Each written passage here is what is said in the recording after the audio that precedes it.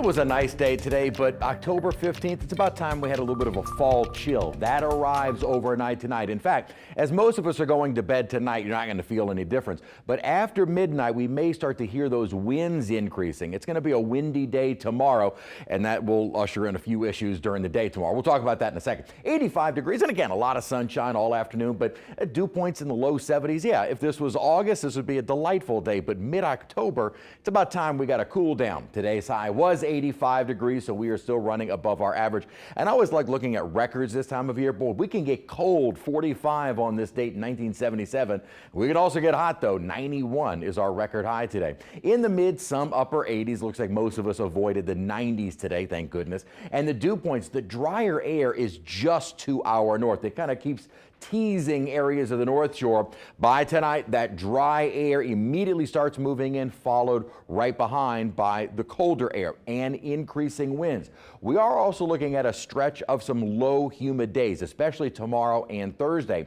And with those stronger winds expected during the day tomorrow, we have a red flag warning, meaning it's not advised to do any outdoor burning. That's just the combination of the strong winds and the low humidity. Another wind issue will be anyone on the lakes and Gulf waters. A gale warning will be up through the overnight into tomorrow afternoon, and then after that it will be a small craft advisory. Those winds are expected to start gusting at times overnight tonight at about 30 miles an hour plus. Sustained winds will be about 15 to 25, especially near the lake or near the coast. Inland, the winds may be a little bit less, but certainly around the metro area, those winds will start picking up after midnight tonight. So again, you might kind of hear things moving around outside the house, and they'll stay pretty breezy through the morning and into the afternoon, finally diminishing as we get later into tomorrow night. So a chilly morning tomorrow. We're going to be even colder Thursday and Friday morning, 40s and 50s widespread across the area. Those strong winds on Wednesday, though they will be settling,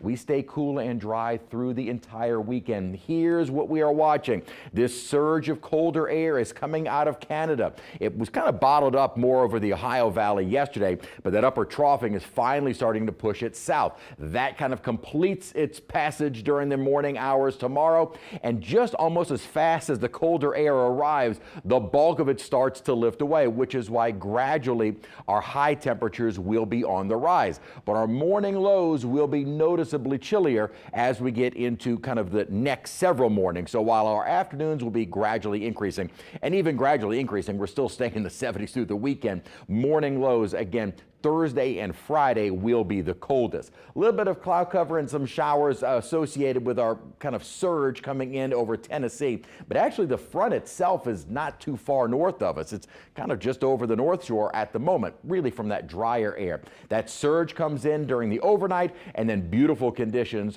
for the rest of this week going into the weekend. And even early next week, high temperatures are only in the low 80s.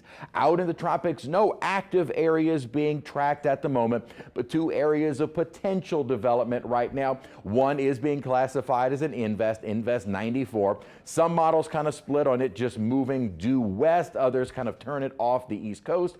Another little area that is just off of Nicaragua right now has a low chance of developing, but at the moment models just kind of keep pushing that to the west. As I've mentioned, around the northwestern and central Gulf Coast, this time of year, October 15th, is usually the date where we kind of breathe that sigh of relief. Not to say we can't get anything, but the evacuation type storm threat is done for us. People will say, what about Zeta? Zeta would not have been a storm you would evacuate for. 68 degrees our high tomorrow. We'll start off the morning in the 50s and lower 60s and stay in the 60s all day long. Breezy but chilly mornings Thursday and Friday. Great weather on the way for this weekend.